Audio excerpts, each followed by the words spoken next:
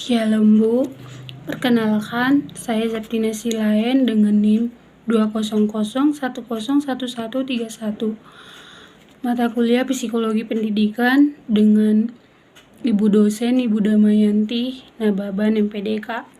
Adapun tujuan video ini untuk memenuhi ujian tengah semester saya. Perbedaan individu dalam belajar.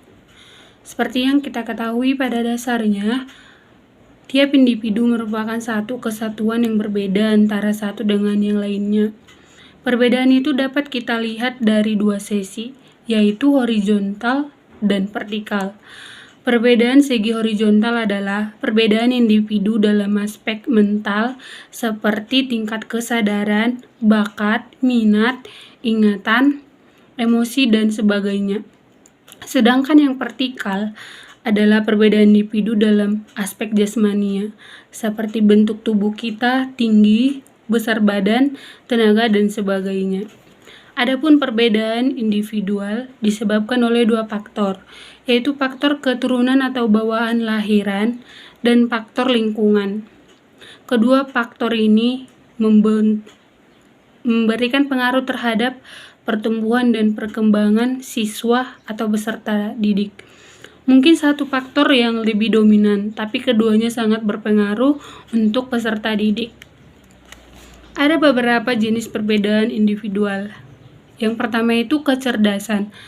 Kecerdasan itu seperti siswa yang kurang cerdas menunjukkan ciri-ciri belajarnya lebih lamban, memerlukan banyak latihan, membutuhkan waktu yang lebih lama, tidak mampu melakukan abstraksi.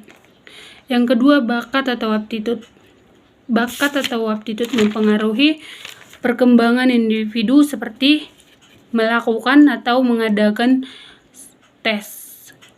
Yang ketiga itu keadaan jasmani. Keadaan jasmani seperti perbedaan struktur badan, tinggi, berat, koordinasi pada anggota badan, cacat badan, atau gangguan penyakit lain yang diderita oleh peserta didik. Yang keempat, penyesuaian sosial dan emosional. Ini berkaitan dengan sikap sosial dan emosional seperti apakah peserta didik atau si anak pendiam, pemalu, pemberani, mudah bereaksi, senang bekerja sama, atau bahkan anak suka kayak mengasingkan diri. Terus yang kelima, keadaan keluarga. Hal ini besar pengaruhnya terhadap si anak atau peserta didik, dan oleh karenanya terjadi perbedaan individual yang dilatar belakangi perbedaan keadaan keluarga. Yang keenam, prestasi belajar.